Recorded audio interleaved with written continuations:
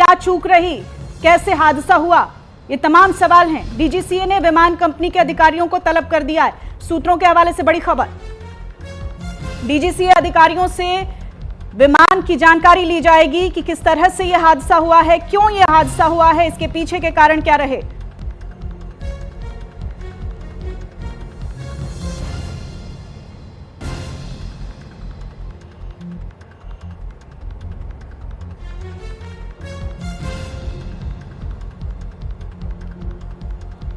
और दो खास मेहमान हमारे साथ जुड़ गए हैं। राजलक्ष्मी जोशी जी राजनीतिक विश्लेषक हैं, आपका बहुत स्वागत है।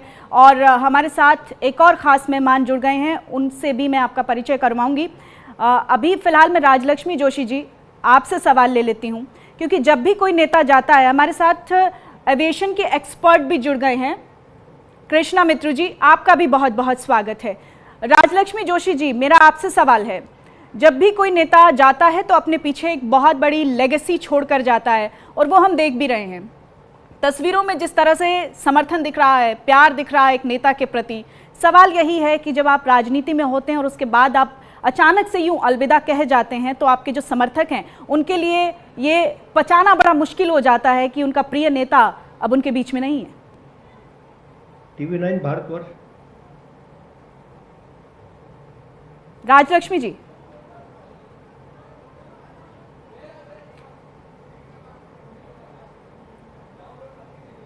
लगता है राजलक्ष्मी जी से हमारा संपर्क नहीं हो पा रहा है। कृष्णा मित्र जी हमारे साथ जुड़े हुए हैं। सर, आपसे मैं सवाल ले लेती हूं। अभी मैंने दिखाया किस तरीके से 8:20 पर ये प्लेन जो है उड़ान भरता है, और आते आते 35 मिनट का सफर तय करते करते धुआं धुआं हो जाता है, जलकर राख हो जाता है। आप चूंकि एविएशन एक्सपर्ट हैं, आप जरूर तकनीकी चीजें समझते होंगे। क्या लगता है सर, प्राइमा फेसी इस हादसे के पीछे क्या कारण? देखिए, बहुत मुश्किल है भी कहना, क्योंकि जब तक के ब्लैक बॉक्स एनालाइज होकर नहीं आएगा, कुछ कहना मुश्किल हो जाता है।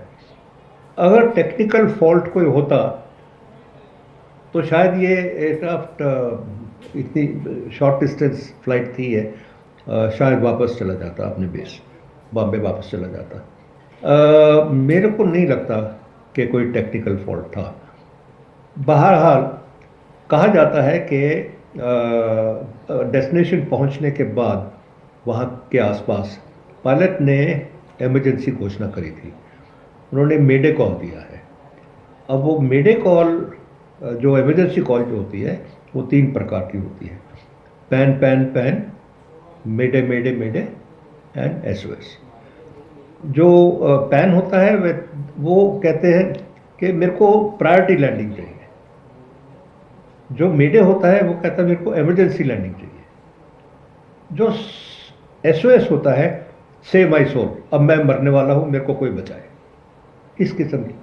और इन्होंने, जहाँ तक के हमें पता लगा है, कैप्टन ने, क्रू ने मेडे कॉल दिया है। मेडे कॉल किन्हीं भी वजह से हो सकता है, टेक्निकल वजह से हो सकता है, वेदर की वजह से हो सकता है।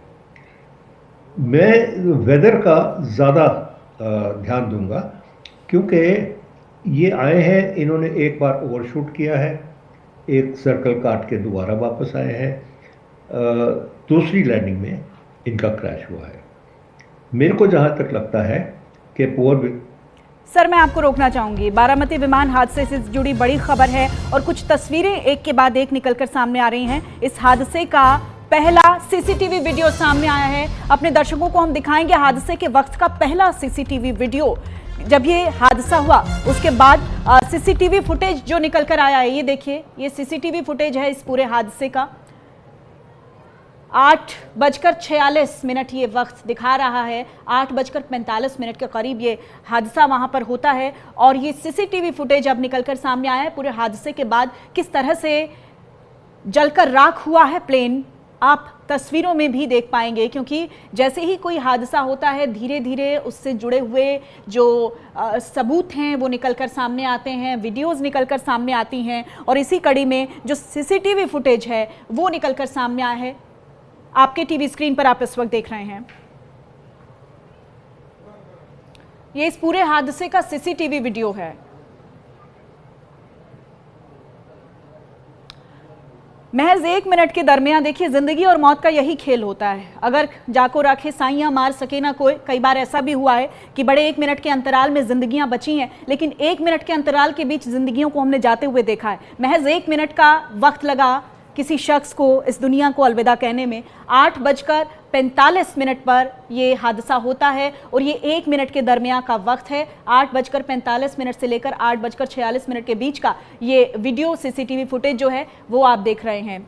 हमेशा की तरह चहल पहल है, सड़क पर लोगों की आवाजाही है, लेकिन किस तरह से ये हादसा होता है और वो बेहद भयानक है, क्योंकि जो तस्वीरें निकलकर सामने आई हैं वो सोचने पर मजबूर कर रही हैं कि कितना क्षण भंगुर है हमारा जीवन, किस तरह से हम अचानक से इस दुनिया को अलविदा कह जाते हैं। ये तस्वीरें आप अपने टीवी स्क्रीन पर भी देख रहे हैं। हादसे के वक्त का ये पहला वीडियो सामने आया है और उसके बाद की भी कुछ तस्वीरें सामने आई हैं, क्योंकि जलकर राख हो गया पूरा का पूरा प्लेन। हमने जो तस्वीरें देखी, कुछ ही मिनट में ये विमान क्रैश होता है, उसमें आग लगती है और पूरा प्लेन जलकर खाक हो जाता है।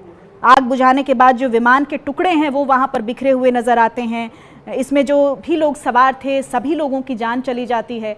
तो ये हादसे के वक्त का वीडियो देखिए आप अपने टीवी स्क्रीन पर, हम आपको दिखा रहे हैं। इसके बाद हमने देखा किस तरह से राहत कर्मी वहाँ पर पहुँचे और शव को बाहर निकालने की कोशिश हुई। हालांकि काफ़ी परेशानी हुई, क्योंकि जिस तरह से ये हादसा हुआ था उसमें बड़ी मुश्किल घड़ी थी वहाँ पर प्रशासन के लिए भी कि किस तरह से उन लोगों की पहचान हो और कैसे उनको बाहर निकाला जाए। उसके बाद जो शव थे वो एम्बुलेंस से बारामती अस्पताल पहुंचे। ये 2 तस्वीरें देख रहे हैं, बारामती अस्पताल के बाहर की तस्वीरें हैं, जहां एक बड़ा जमावड़ा अजीत पवार के समर्थकों का नजर आ रहा है। और ये जो तस्वीर आप अपने टीवी स्क्रीन पर देख रहे हैं, जो पहला सीसीटीवी वीडियो सामने आया है हादसे के वक्त का वीडियो, वो आप अपने टीवी स्क्रीन पर देख रहे हैं। ये 2 तस्वीरें लगातार आपके टीवी स्क्रीन पर, और नेताओं की आवाजाही वहाँ पर है, हम देख रहे हैं लगातार वहाँ पर नेता पहुँच रहे हैं और जो अजीत पवार के समर्थक हैं वो भी वहाँ पर बड़ी संख्या में पहुँचे हुए हैं। ये 2 तस्वीरें आप इस वक्त देख रहे हैं, घटना के दौरान का सीसीटीवी फुटेज भी दिखा रहे हैं आपको। और जो बारामती अस्पताल है जहाँ पर इस वक्त अजीत पवार का शव है, वहाँ पर भी लोग जो हैं बड़ी संख्या में पहुँचे हुए हैं अपने प्रिय नेता को अंतिम बार देखने के लिए, उनकी एक झलक पाने के लिए। क्योंकि जिस तरह से यह हादसा हुआ है वो बेहद भयानक है। किसी के लिए भी ये इस वक्त एक्सेप्ट कर पाना बड़ा मुश्किल है, मान लेना बड़ा मुश्किल है कि अजीत पवार अब इस दुनिया में नहीं रहे।